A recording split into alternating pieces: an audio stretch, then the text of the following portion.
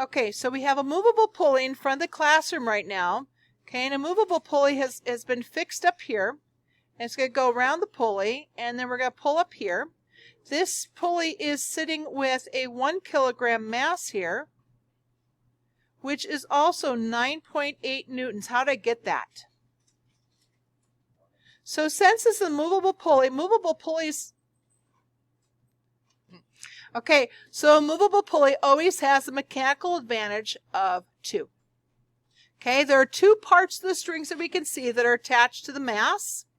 Okay, so what should this actually read on here when we're going to look at it? What should be, when we're pulling on the spring scale, what should it read there if it's twice as easy?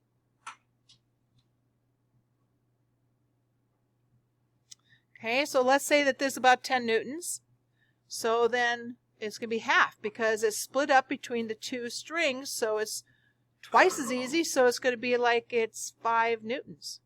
Okay? So it should read about 5 newtons. So we're going to do that right now in class. So let's do that. So right here, we went just right now pulled this in front of the classroom, and the actual mechanical advantage in this thing right here, it actually read that it was 6.2. So think about this for a second. We got our force of our resistance over the force of the effort. Okay, you recognize that formula? Anyway, so the force of the resistance was actually 9.8 newtons, okay? And we just pulled on it with 6.2 newtons. So this is going to be what the actual is. That means that this one here is what it would be ideally. So this, the ideal mechanical advantage, all those ones that we had in there that was not the force one are actually ideal mechanical advantages. So you could even change them in your notes if you want to. But what would it ideally be if there was no friction? Okay, that would be 2. But this right here you're going to find is different. So let me calculate this real quick.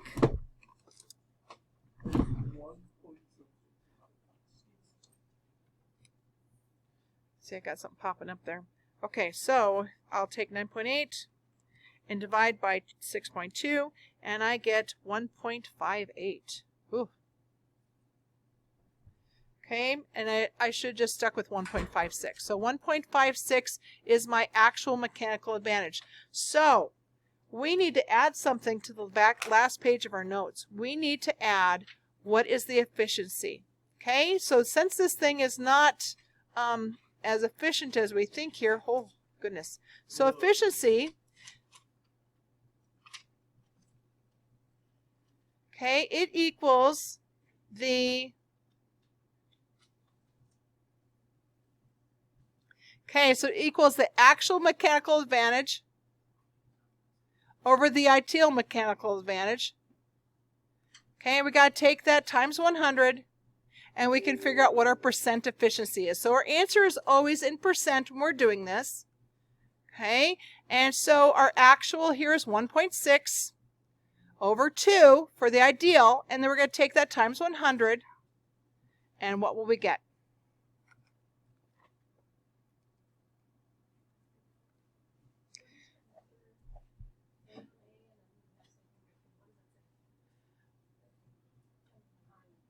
Okay, so this right here I got is 80% efficient. Okay, so that means there's a little bit of friction in this thing. So the one that we did in the classroom, it had some friction in it, so it made it not as efficient as we would ideally know that to be. Because again, you count 2 parts of the string right here, so you have that ideal of 2. So it's not always perfect. I grabbed a pulley that has a tough time turning and doesn't spin on its own too easy because I wanted to actually demonstrate how it's not always as efficient as we ideally think it is. Most of your test questions on the test will be the ideal mechanical advantage. Okay, so we've got another one here. We've got a block and tackle. Okay, so we have this block and tackle set up in the classroom, and we just went and shown. Okay, so its ideal mechanical advantage,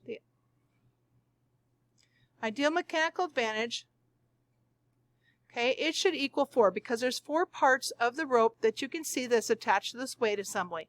So it should be 4. It should be 4 times easier. So when you pull on this, when it's 4 times easier, so this right here is roughly around 10 newtons.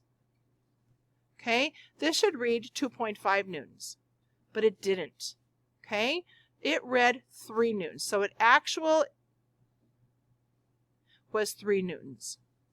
So let's go and calculate our actual mechanical advantage. Okay, and so so we got force of the resistance over force of the effort. Okay, the resistance here is about 10 newtons. We're just going to keep it round this time. I'll erase it.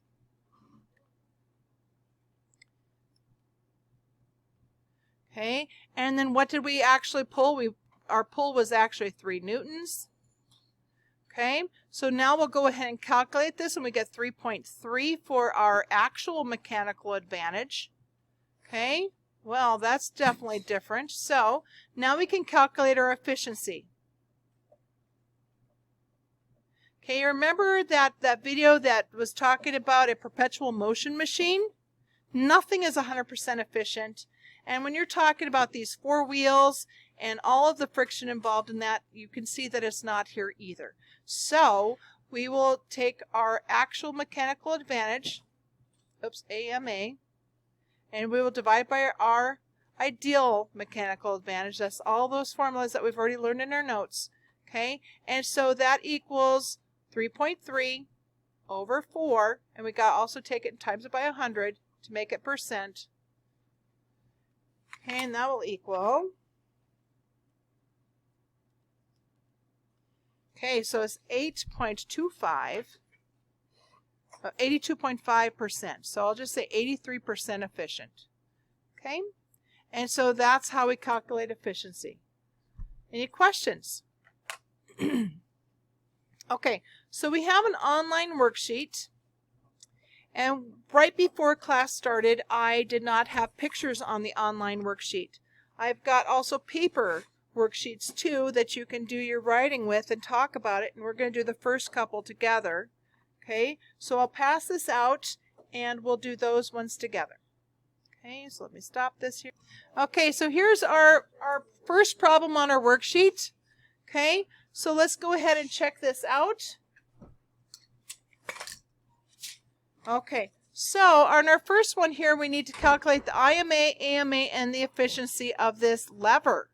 Okay, and this lever is, okay, so here's our effort force that we're pushing down on it to lift this resistance. Okay, and so when we calculate the IMA on the mechanical advantage, remember, of that is length of the effort over length of the resistance. Okay, and so that's actually the ideal. Okay, and so when we do that, our effort from the fulcrum, you have to measure from the fulcrum to your effort force, and that is 3 meters in this picture. Okay, and then from the fulcrum to the middle, this is supposed to be in the middle of this box here. This is our resistance. Okay, anyway, so that's supposed to be 1 meter. So the mechanical advantage of this thing, the meters cancel out, and you should just get an answer of 3. So it should be 3 times easier to use this lever than it is to do it, by yourself without it. Okay, now the AMA is always the same exact formula. Okay, and so it is anything that's got forces in it. So that's that one formula that we have. Okay, and that's force of the resistance over force of the effort. Okay, our resistance is always the weight. Okay, equals the resistance. Okay, so this resistance is 128 newtons. Okay, and our effort force that we push down on this thing is 55 newtons. Okay, so this is actually going to, when I go and take 128 and I divide by 55, I get 2.3. So it's almost 2.5 times easier to do it, with the forces. Again, things have got friction, and there's all kinds of other things in play there. Well, not all kinds, but anyway. So it isn't actually 3 like it's supposed to be. So we can calculate our efficiency. So the efficiency equals the AMA over the IMA. Did you have a question? Just stretching? Okay. The AMA is 2.3. The IMA is 3. Oh, and I'm going to anticipate some questions here. Where did the units go on these? Remember, they cancel out. And so all the mechanical advantages, they never have a unit after them. Okay. So then next, okay, so we've also got to take this times 100. Okay, and when I did that, I got 77%. Going to the nearest whole number for efficiency is just fine. Okay. Notice it says use the formulas to answer all the following problems. Make sure you show your work for partial credit. Well, what I'm going to be grading is actually now on Google Forms, so you'll have to go through that instead. Okay, so it's up to you whether you want to write on this sheet or not. It's up to you. Okay, let's look at the number 1 on that sheet. What is the mechanical advantage of a machine that lifts a 100 Newton weight? Is a weight. Remember, weights are resistance. Okay, so that is our force of our resistance. Okay, with an effort force of 20 newtons. So here's our force of our effort. Okay, so let's find that mechanical advantage. Okay, and it is force of the resistance. Oops, force of the resistance over force of the effort. Okay, and so we get 100 newtons over 20 newtons. Yeah, that's pretty nifty. Those newtons cancel out, so it's going to be 5 times easier using this machine than it is without it.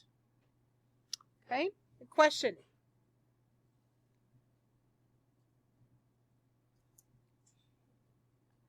Okay, so just a little bit of a reminder here on your worksheet, whether it's online or okay, this example problem that we did with the lever is just like that for question number 7. So this is just like question number 7. Okay, and I mean, if I was grading it on paper, this would be 4 points, 3 points, and 3 points. So this whole thing would be worth 10 points. So don't slack on it just because there's a few questions. Okay, and then so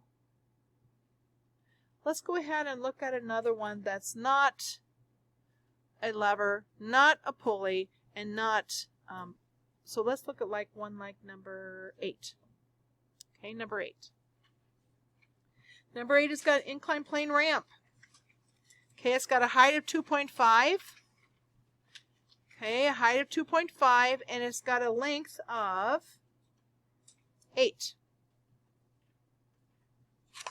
Okay, so with that one, you can go ahead and look up the formula for the inclined plane. And so that mechanical advantage of that, remember this is again the ideal mechanical advantage. It does not take an effect friction, and there would definitely be some friction sliding something up a ramp, hopefully, or rolling it so there's less. Anyways, this is length over height. Okay, and that would be 8 feet over 2.5 feet.